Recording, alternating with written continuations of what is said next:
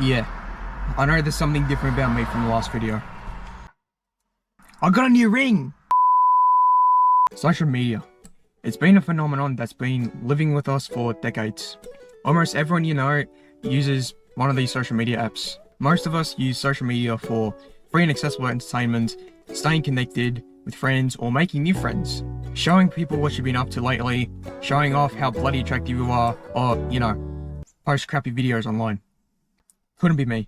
Now, while it has undoubtedly brought great things to society, it has also brought some unintended side effects to how we live today. For example, unskippable minutes-long ads. If you think this video is about me trashing social media, well, you're not wrong, but in all seriousness, there are some experiences that I want to ramble on about, discuss with you. So, without further ado, this is my relationship with social media. Technically, the first social media that I was exposed to was Discord. I got in year 7, I moved schools and also states, and a guy that I recently made friends with helped me download it. He also helped me set up my account as well, like where to put my username, how to pick a photo with PFP, and embarrassingly, he also had to teach me that I had to pick an email to set up my account. I used my school email. And months later, I was struggling way too much just to make another account, but with my personal email. But I digress. Now, because Discord was the closest thing that I've had experience to with social media at the time, I was like that African tribe who was trying Snapchat filters for the very first time. I was completely surprised and lost, but at the same time, I was quite ecstatic and amazed, because instead of like going through the trouble of like phone numbers and emails and stuff, I can just instantly message him whenever I want, using other complicated means of doing so. And this feeling didn't exactly diminish any further when I started connecting with other friends on Discord, because yeah, I can just instantly message people whenever I want, and theoretically they should be replying to me quicker, but reality is often disappointing. Having Discord be my introduction to social media, it made it seem more appealing. Also, I had only Discord for that time because my parents didn't allow me to have any other social media like Snapchat, Instagram, whatnot at that age. And also, I thought social media was the most dodgy place you could be on in the internet. Around a couple of years later on, I understood that Discord wasn't commonly used with people that I knew. Plus, I was like 14, and for some reason, I felt like I was behind in some way. Maybe in terms of maturity or because of peer pressure, by not having your run-of-the-mill social media apps. So that's when I got Instagram.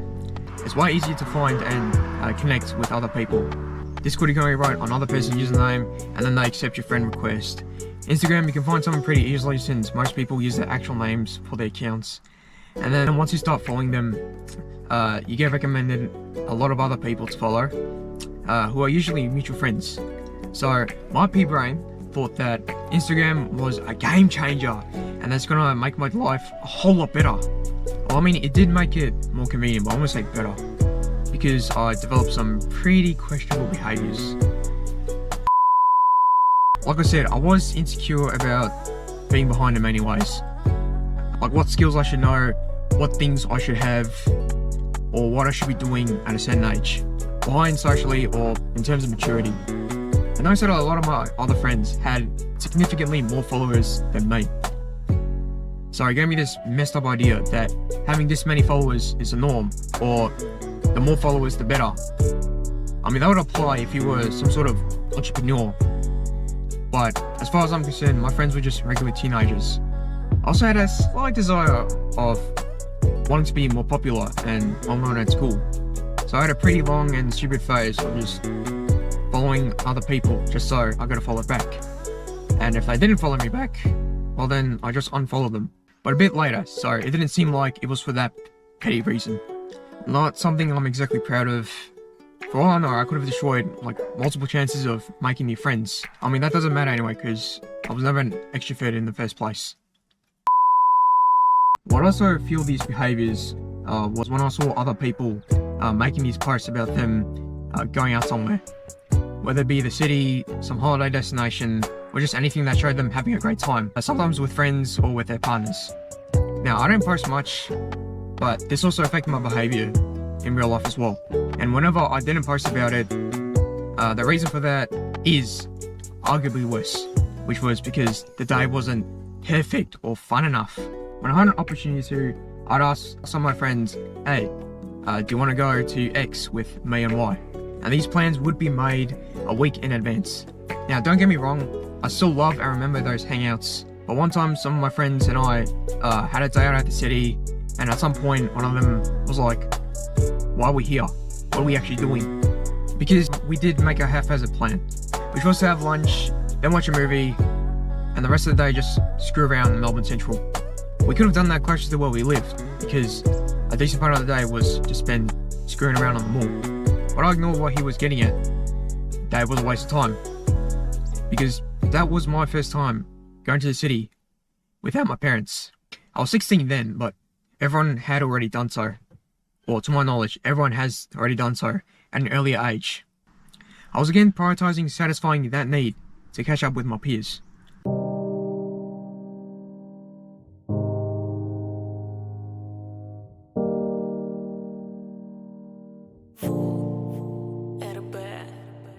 It's that trap that people commonly fall for at least once. Believing social media is an accurate reflection of what someone's life is like. And since most posts depict other people's lives as perfect and pleasant, that's what I wanted to achieve. Perfect and pleasant. But that's straight up false. Like, let me put it for you this way. You come across a post and it's a bunch of photos of a couple and they look really happy and completely in love. And not only that, they look absolutely perfect. Their clothes are stylish and not, I don't know, ruffled, crap like that. They got perfect skin and their hair's flawless. And the lighting is impeccable. But the thing is, we have no idea what was happening as this post was being made.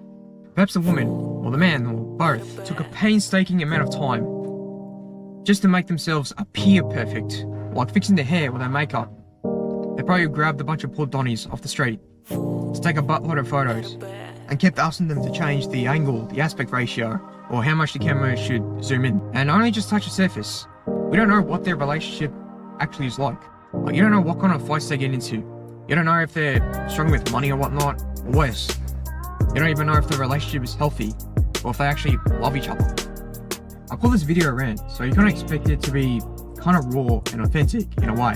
But none of you saw me write a script that I proofread and edited multiple times, even though it still sounds like an incoherent bunch of bullshit. And I'm positive you guys haven't noticed how many cuts I've made so far in this video. I've cut out all the messy bits, like me stuttering like a donkey, or me blacking out on the lines. Hell, you don't even know what I'm doing in my free time. All you know, I go outside, go for a walk on the street, just to find some pointless strangers to like bash the shit out of. That doesn't happen, by the way. That's just an example that I made up. The point is, you don't know what kind of person I am or what kind of life I live. And you'll definitely never know how someone else actually lives or what they're like through their social media, unless you're like extremely close to them. I guess these habits got worse when Snapchat was added to the mix. Adding random people on Snapchat, and if they remove me, I'll remove them back. And despite how brain dead it was, just sending random pictures to other people just to increase your Snap score, whilst also wasting a huge chunk of your time, I bought into it. Because again, I like the idea of popularity and fitting in. But I think Snapchat was the first stepping stone in me not putting social media on a pedestal. I used the app for like a year and a half, and for the first time, I felt tired. I felt tired of trying to achieve a certain Snap score. I felt tired of sending meaningless snaps just for the sake of maintaining it, or worrying if my snaps made my life look boring or not. Enough was enough, and I finally deleted Snapchat, and I felt genuine relief. Like I just committed genocide on a worry for good.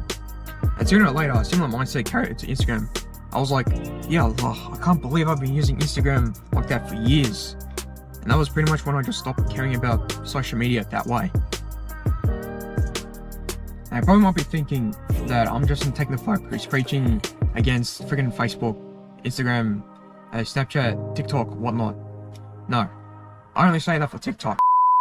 But in all seriousness, I'll be a hypocrite if I was actually saying that to you, because I'm gonna have to use LinkedIn the exact same way that I'm warning against, just to get a job that will help me feed myself. What I'm trying to say is that social media is a really powerful tool, and that it requires a huge amount of responsibility and maturity upon the user.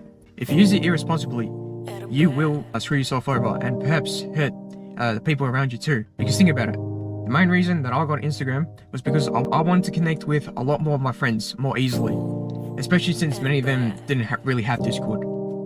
But instead, I let my insecurities get the better of me, and I pulled all those stupid stunts, which skewed how I viewed and lived life. And I definitely perpetuated the cycle by making someone else feel insecure about themselves through my posts, my actions. Meaning, I should be held accountable for what I've done and what I went through. Especially since I imagine one of social media's main purposes was to connect with and meet people. Imagine social media as a hammer.